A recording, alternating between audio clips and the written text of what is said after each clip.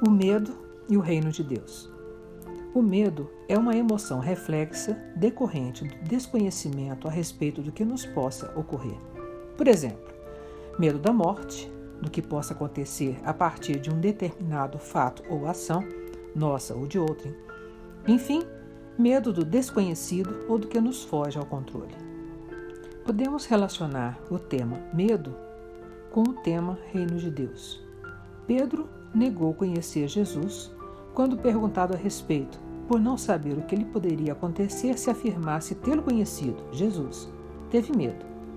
Os discípulos, depois da crucificação de Jesus, estiveram a portas fechadas com medo, porque não sabiam o que lhes poderia acontecer, tendo como referência o que ocorrera com Jesus e alguns de seus seguidores.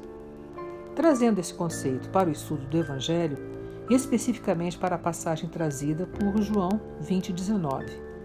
Chegada, pois, a tarde daquele dia, o primeiro da semana, e cerradas as portas onde os discípulos, com medo dos judeus, se tinham ajuntado, chegou Jesus e pôs-se no meio e disse-lhes: Paz seja convosco.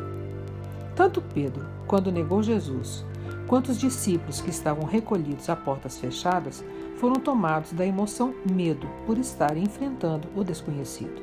No entanto, foram tomados de emoção diferente que lhes surgiu quando da presença do Mestre, a confiança.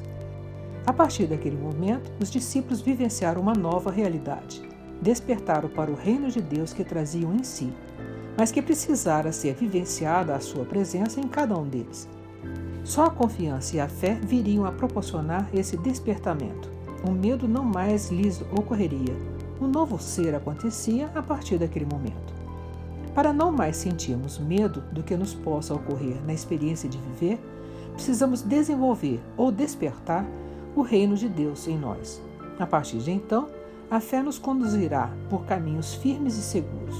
Não haverá dúvidas nem desconfiança. O medo não mais fará parte de nossas vidas. Os espíritos que já atingiram patamares mais elevados em seu processo evolutivo não mais têm medo, pois sabem o que lhes ocorre e ocorrerá. O saber, o confiar, traz paz plena.